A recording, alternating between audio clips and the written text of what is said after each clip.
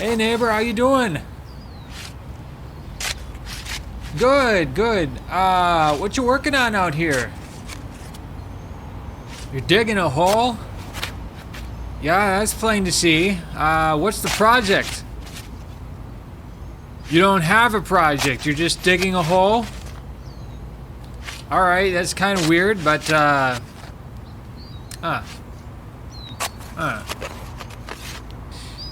Well, I'll tell you what, I actually got the afternoon off. You mind if I come help you out? Ah, great, yeah.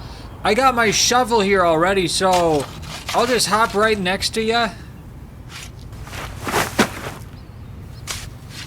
Yeah, it looks like you made a good bit of headway already. How long have you been out here? Just like an hour or so? Yeah, you got a good couple feet deep.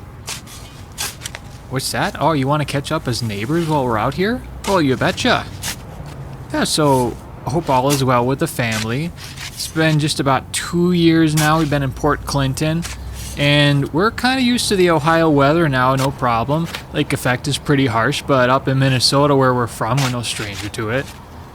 Here, let me dig on the left side of you. So it's always nice seeing homeowners like you taking care of the property, always looking for ways to renovate. And you're a handy guy, so I mean, actually pretty impressed with the job you did on the molding for the front door. Yeah, let me get on the, let me dig on the right side of you now. You know, my wife is in the Rotary Club. She's excited to see yours join too. That's a project they've been working on in the spring, prepping for all the tourists that come in summer for the Wildlife Festival. So yeah, that's fun. Okay. You know, as we're going along here, I'm kind of realizing that, you know, this is alright. Just a couple guys digging a hole. I mean, digging holes is something that we men just seem to really love. Might stem back from a sandbox mentality, dip into the mystery of what might be there, and a neat little workout along the way. Kind of makes you think, back in World War I, they had their huge long trenches, and they were just digging holes all day, miles long. And they came out with the entrenching tool, the E-tool, a couple decades before to make it efficient. The back of their minds, war aside, they were probably having a blast, like, Sarge, could we just do this all day?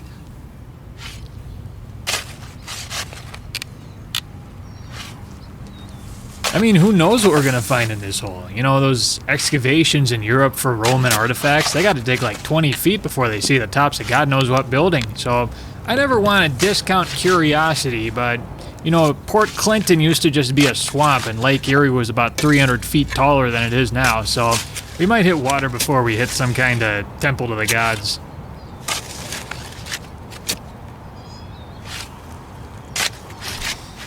You know, I visited the Ottawa County Museum last month or so. I met the curator, a lovely lady. She used to work in the Navy, so she's got maritime knowledge for sure.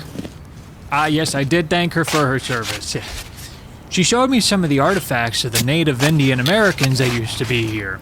It was the Erie tribe back in the 1600s. And you know, Erie means a great cat.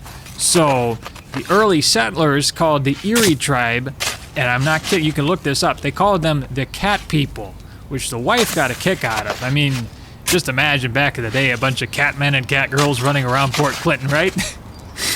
Anywho, I don't want to discount the curiosity that there might be some arrowheads, some stone tools of the Eries around here. Ah, dang. Looks like we hit a root. That's a big one. Yeah, I'd usually just bring out the axe, but, yeah, we can't get this with shovels. There's some rocks around it, too. But neighbor, I got a surprise. Come here, let me show you.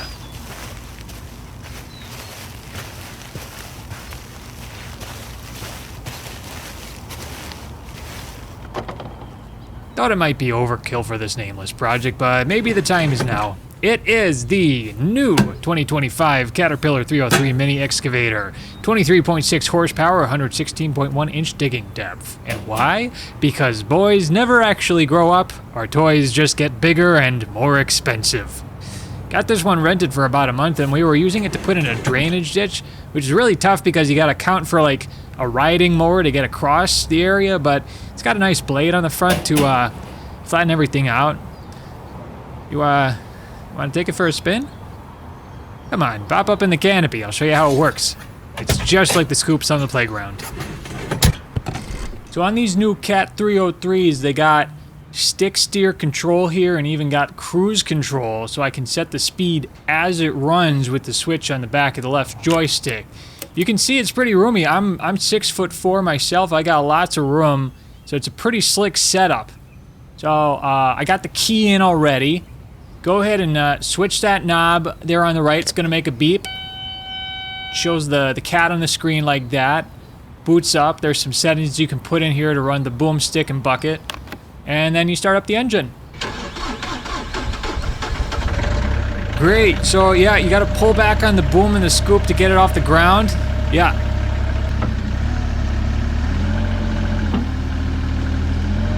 And then when it's near vertical, high as it can go, we're going to use these levers here like it's tank control. Slowly going to move the Cat 303 to the hole.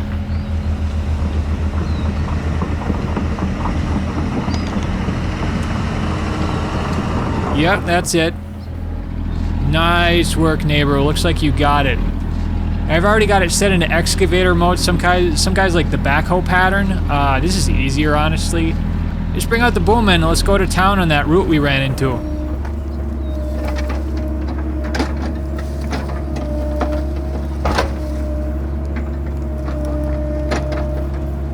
That is working beautifully. Oh, hold on a second. That's my wife. Yeah? Yeah! 5:30. 6 is okay. Love you. She's making dinner. My wife is making tater tot hot dish tonight. It's a delicacy of the Minnesotans, and it's easy enough that even I make it from time to time. You're welcome to come over if you want. Ah, of course, we got our lovely families. So then, neighbor, what is your wife making you tonight? That sounds good, nothing wrong with that. But hey, rain check, least we could do. It's a super simple recipe, and I can tell you how we make it. So you preheat the oven to 350, get out your biggest frying pan, because you're going to be putting a lot into it. Grab a pound of hamburger, brown it in the pan, then after it reduces, you add in a can of cream of mushroom, and a cream of celery, or even 2 of the one. Sometimes you do 2 mushroom, but you pour it right in there with the hamburger. Then you're gonna go get one of those 1-pound bags of frozen mixed vegetables. Just pour it right on top, even if it's frozen. Then you let it heat up for like 2 minutes. Dump everything into a greased 9x13 pan. And then the fun part, you take a bag of frozen tater tots, you place them all, facing the same way, make a nice pattern covering the whole dish, and you'll still probably have some leftover tater tots.